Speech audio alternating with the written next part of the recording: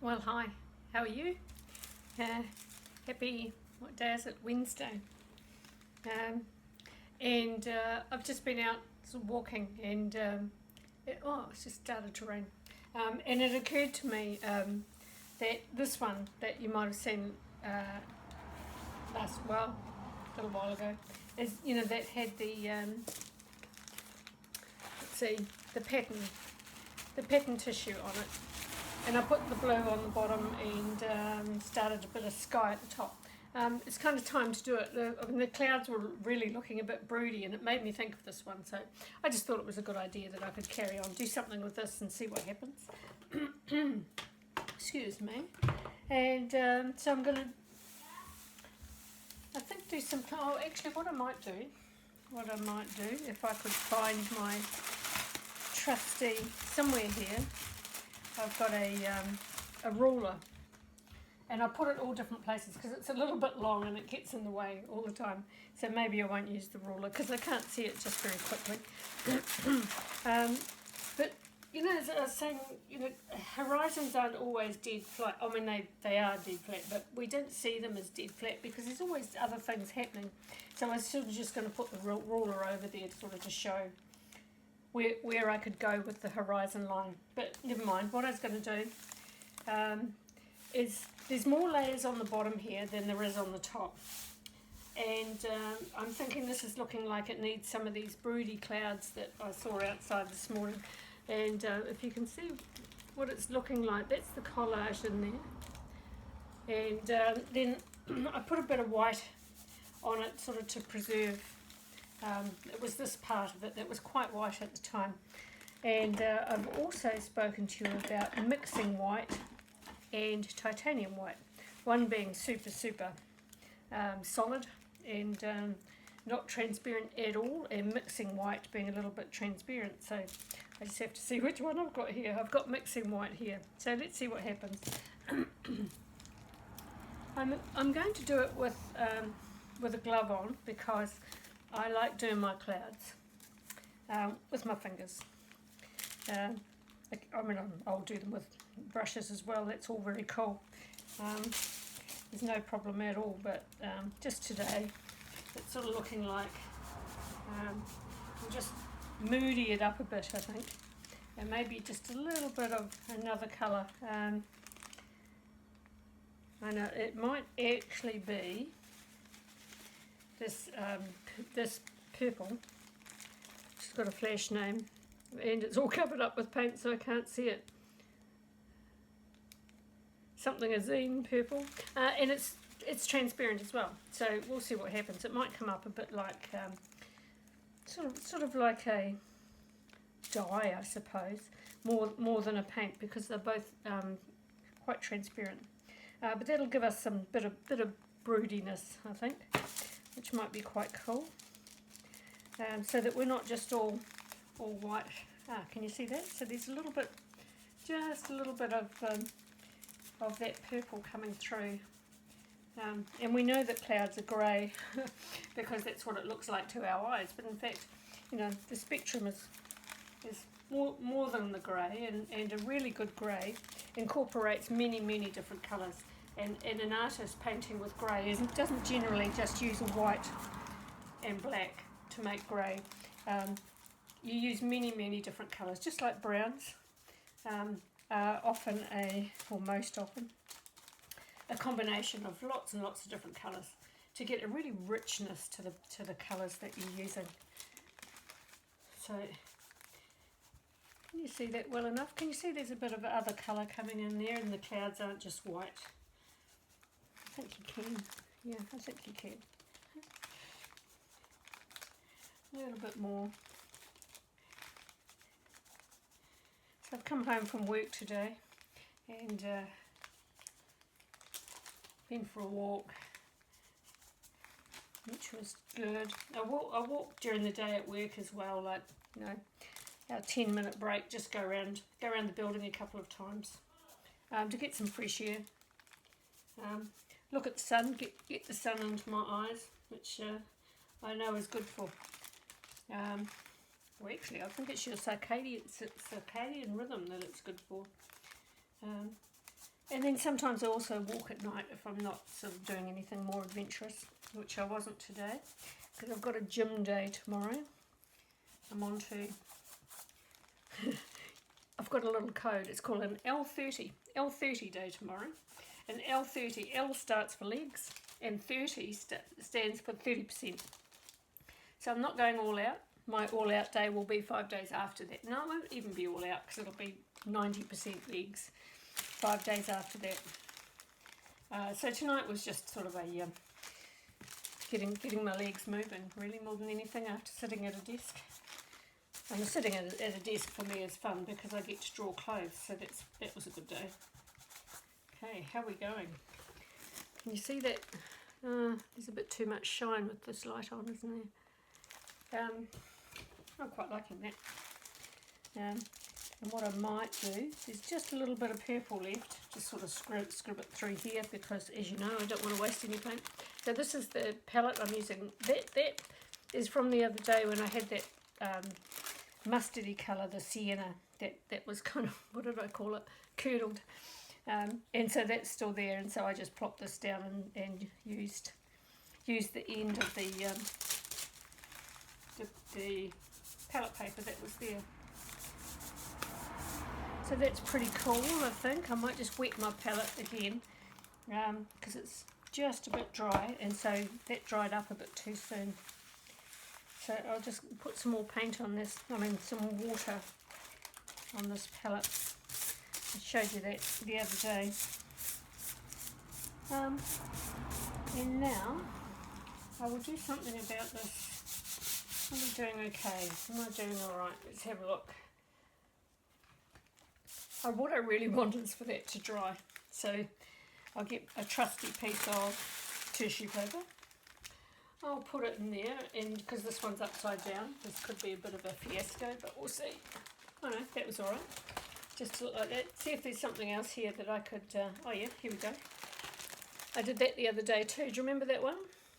So that was the curdled. In here, you can see, oh, can you see? There's some lines in the background, and they all sort of converged around here. And so I decided to make that the focal point. And that was the curdled sienna, sorry. And that dried up quite nicely, and so tell you what I might do, just get a bit more water there. I might sort of add a bit of this mauvey colour, which is sort of the diluted purple, and just start to move into that really white space. As I said at the end the other day, I have to be really careful what I end up doing. It's exactly what I've just done then, and I go, oh, I wasn't supposed to go over that. So I grab one of my trusty rags that I've washed, and I just go in there, even maybe a bit of water.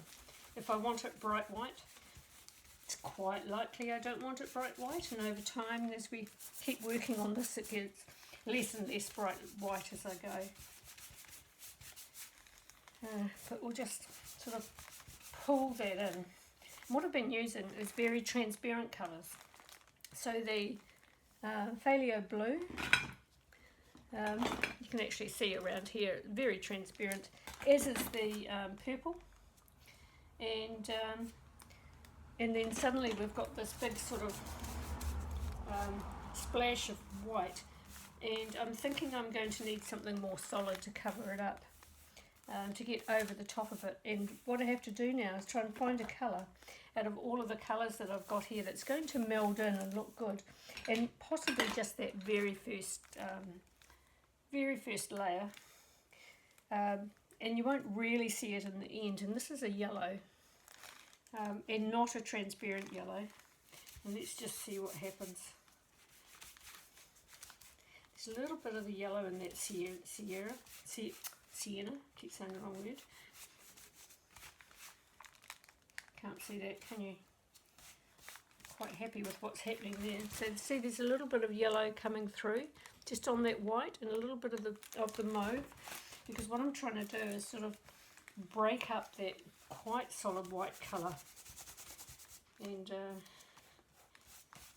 without a transparent colour.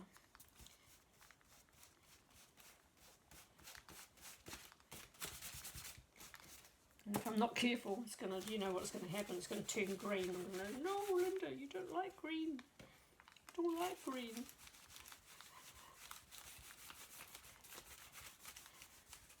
So that's covered it a bit, so it's not quite so white.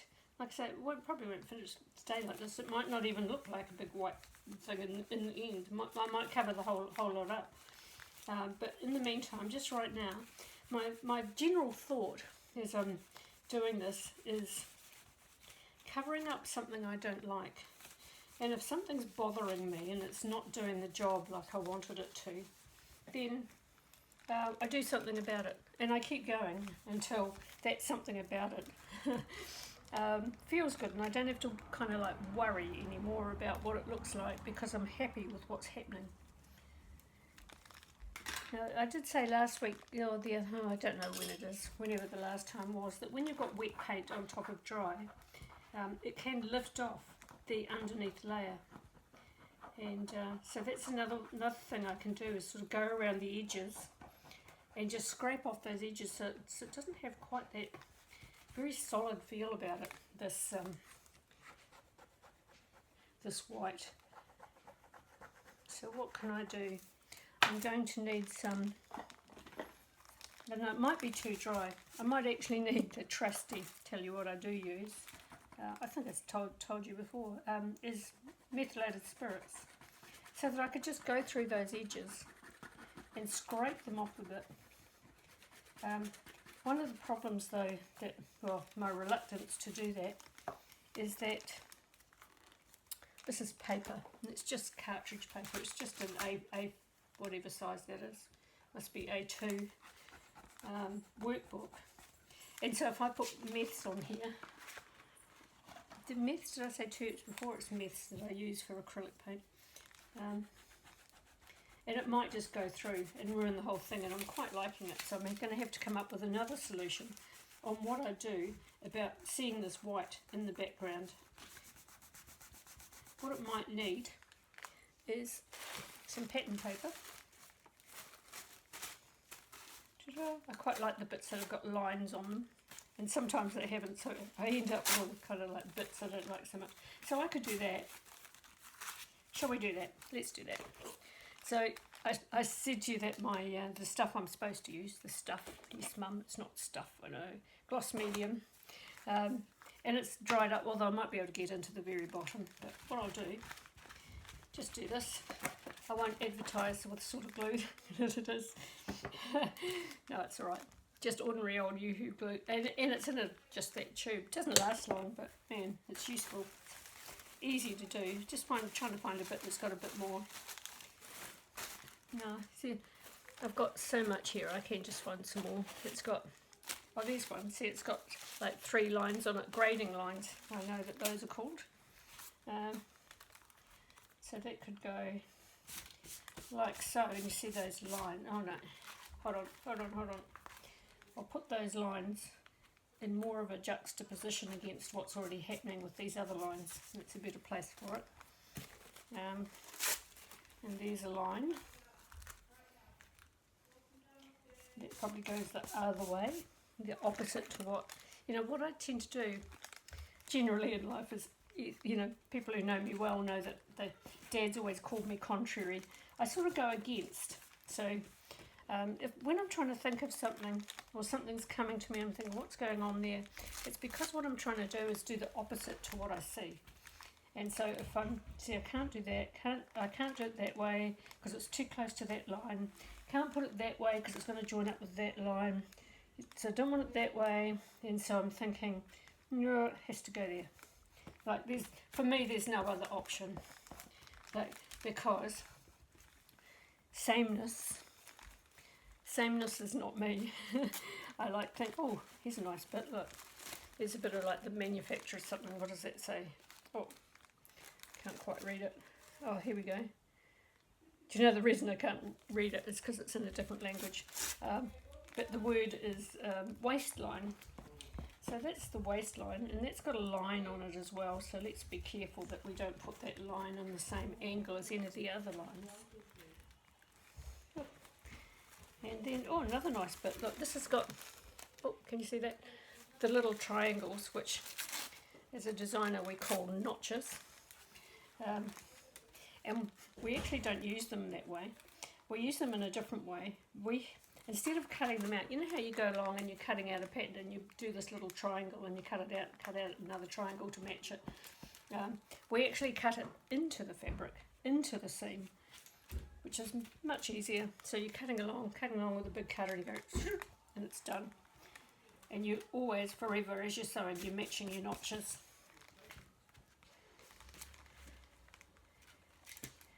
So that's pretty cool. I must stop using that word. Everything's not cool, is it? I'll just take those bits out because I didn't like the way it was coming down into this bit here. Oh, now did I get it all over my fingers? So that's a really good solution, I believe. I think it is. A good solution to that, like too much of a solid line when I got to the end of that the white. Might put a bit there too somewhere. There we go.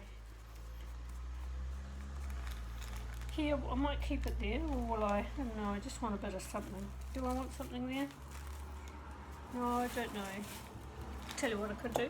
Another idea, something different. I've got some white tissue.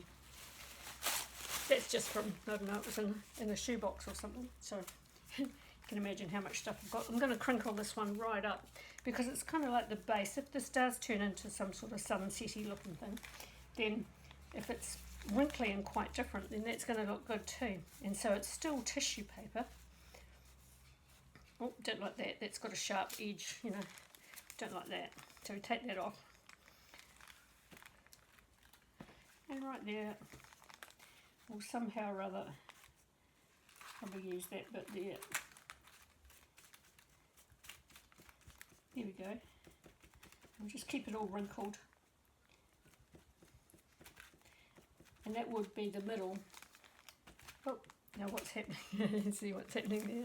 Is that I've got glue on my fingers and I keep picking it up again with me there. A good thing about gloves, isn't it? You can take them off and your fingers are dry and clean and you haven't got glue all over them. There we go.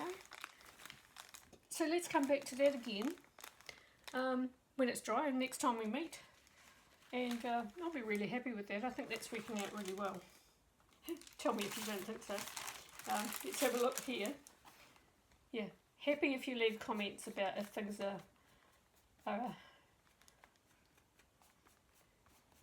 good for you. And this one, yeah, it's still a bit damp. So I'll put that back on. And this one's going to be damp. This glue takes a bit longer to dry than the paint does. So that's good. I'll keep an eye on those two, and I'll be very happy that I sort of was really happy to get back to these. Well, particularly that one today, but very pleased that that one was right beside it because I'm happy with what I've done there as well. That big blob of white was bothering me with that, not being able to meld it in well enough. So that'll be all covered again, but yeah, happy with the solution. So that's great. Okay, have a good evening. See you. Bye.